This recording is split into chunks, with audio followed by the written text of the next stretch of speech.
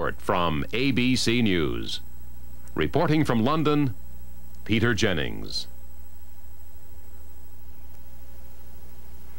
Good morning. The President this morning in one of the world's most dramatic settings, at the Berlin Wall, where Europe is divided between the free West and the communist East. Take a look at this incredible symbol of the division between East and West, the Brandenburg Gate in the Unter den Linden in central Berlin, which, as you can see, is the most dramatic symbol of the division of the city, and there is the wall. The President will speak this morning in the shadow of the Brandenburg Gate, which is actually on the eastern side of the wall, on the Soviet side of the wall. The official reason for the President's visit is the city's 750th anniversary. The more effective reason for the President is a very tough speech he has prepared, which is directed at the Soviet leader, Mr. Gorbachev, which, as we said, he plans to give very much in the shadow of the Brandenburg Gate. It is actually in East Berlin. The President is West Berlin. And over there on the far side of the wall, you can see East Berliners standing today as they stood the other night to listen to a rock concert, waiting to hear President Reagan speak. And there is Chancellor Kohl, the Chancellor of West Germany, introducing the President, who has gone there from Venice to celebrate the 750th anniversary. A reminder, Berlin today, as it was when the Second World War ended, divided into four sectors. The Soviet sector, which is the East, at Chancellor Kohl and President Reagan's back, the British, the French, and the American sectors which make up the West. And it is the wall, erected in 1961, which is the most visible symbol anywhere in the world of what it means to live in a communist country. As Chancellor Kohl goes on to introduce the President, who, as you can see, is listening to Chancellor Kohl via his interpreter, we recall what President Kennedy said when he was there in 1963.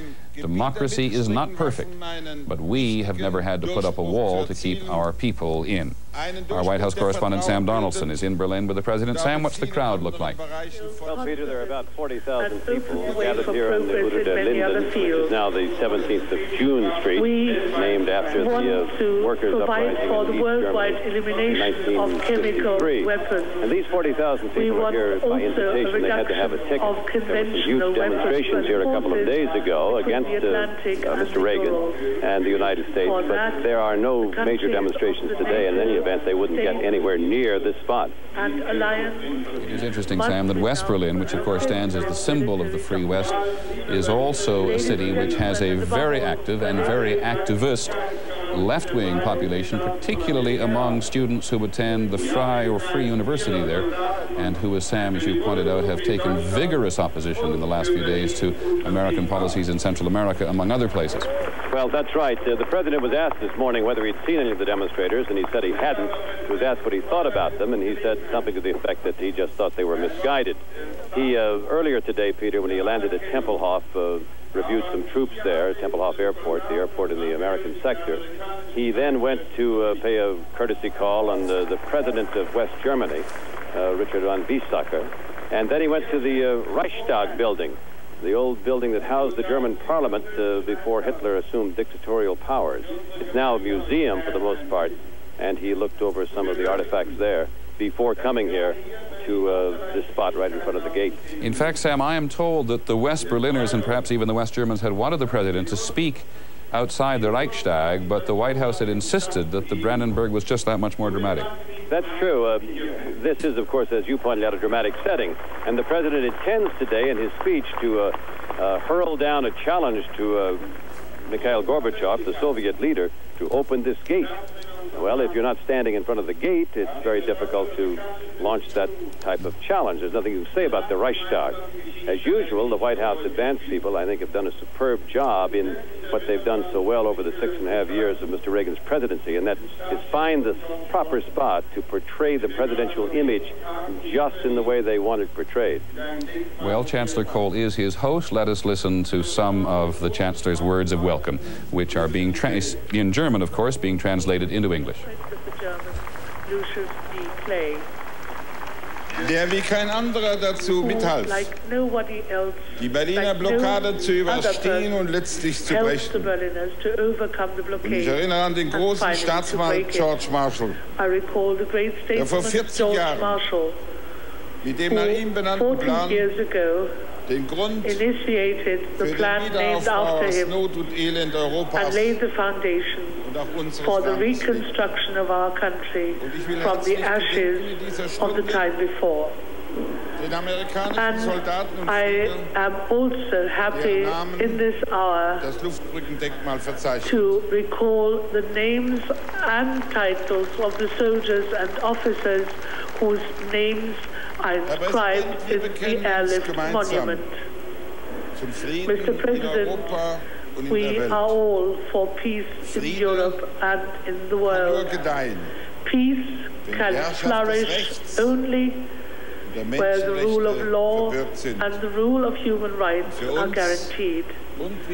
For us, and as I know for you, Mr. President, this always includes also the right of self-determination for all Germans.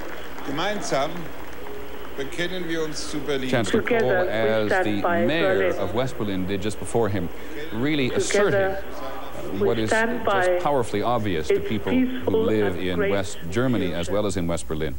The very strong connection between the United States, West Germany, and also between the U.S. and West Berliners. Chancellor Kohl making a brief reference to the blockade when Soviet forces tried after the war to prevent supplies from getting into West Berlin. The United States, Great Britain, and others flew the Berlin airlift, which kept the city living. And so America resides as a nation very deep in the hearts of West Germans and very deep in the hearts of West Berliners.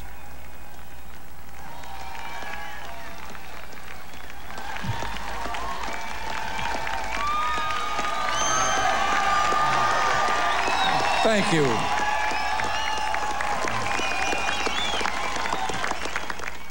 This is the President's second trip to Berlin. Thank you very much.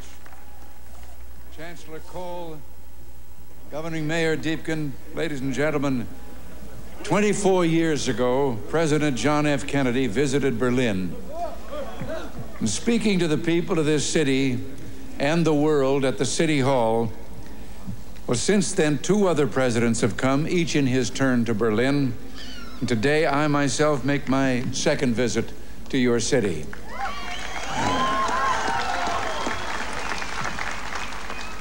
We come to Berlin, we American presidents, because it's our duty to speak in this place of freedom. But I must confess, we're drawn here by other things as well, by the feeling of history in this city, more than 500 years older than our own nation, by the beauty of the Grunwald and the Tiergarten, most of all, by your courage and determination.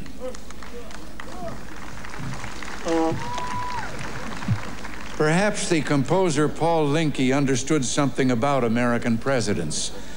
You see, like so many presidents before me, I come here today because wherever I go, whatever I do, ich hab noch keinen Koffer in Berlin.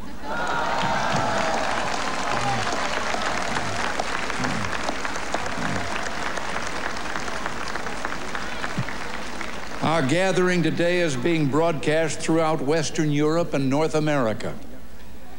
I understand that it is being seen... Just a quick translation before the President goes in. He says, Ich habe noch einen Koffer in Berlin. Wherever I go, I have a suitcase in Berlin. A reference, of course, a play on President Kennedy's Ich bin ein Berliner, I am a Berliner, said in 1963.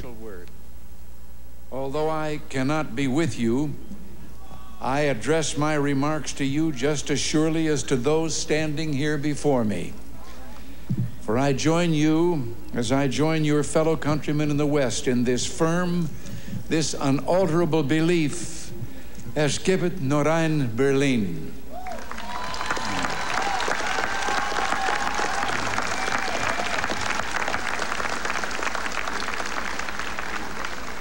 Behind me stands a wall that encircles the free sectors of this city, part of a vast system of barriers that divides the entire continent of Europe.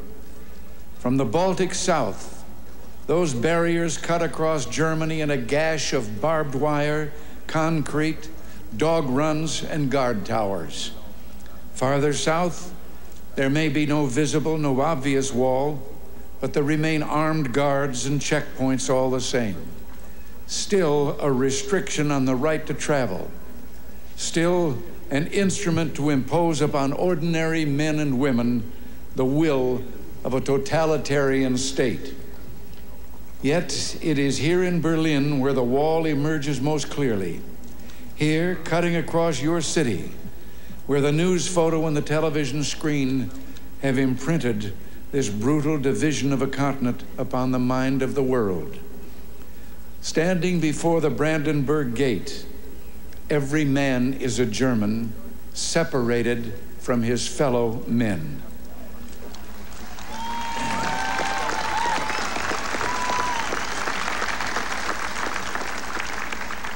Every man is a Berliner, forced to look upon a scar. President von Weizsäcker has said the German question is open as long as the Brandenburg Gate is closed.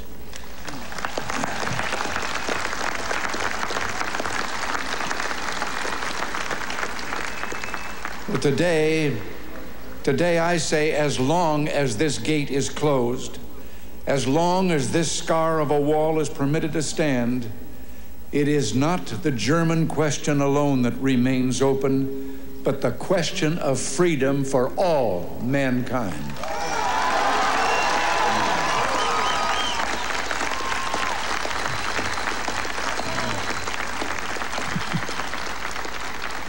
Yet, I do not come here to lament, for I find in Berlin a message of hope. Even in the shadow of this wall, a message of triumph. In this season of spring in 1945, the people of Berlin emerged from their air raid shelters to find devastation. Thousands of miles away, the people of the United States reached out to help. And in 1947, Secretary of State, as you've been told, George Marshall, announced the creation of what would become known as the Marshall Plan.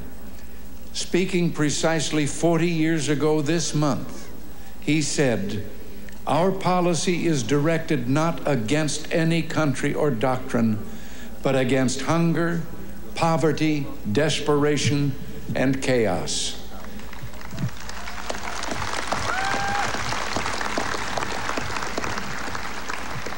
In the Reichstag a few moments ago, I saw a display commemorating this 40th anniversary of the Marshall Plan. I was struck by the sign on a burnt-out, gutted structure that was being rebuilt. I understand that Berliners of my own generation can remember seeing signs like it dotted throughout the western sectors of the city. The sign read simply, "The Marshall Plan is helping here to strengthen the free world." A strong free world in the West, that dream became real. Japan rose from ruin to become an economic giant. Italy, France, Belgium, virtually every nation in Western Europe saw political and economic rebirth. The European Community was founded. In West Germany and here in Berlin, there took place an economic miracle. The Wirtschaftswunder. Adenauer, Erhard, Reuter, and other leaders understood the practical importance of liberty, that just as truth can flourish only when the journalist is given freedom of speech, so prosperity can come about only when the farmer and businessman enjoy economic freedom.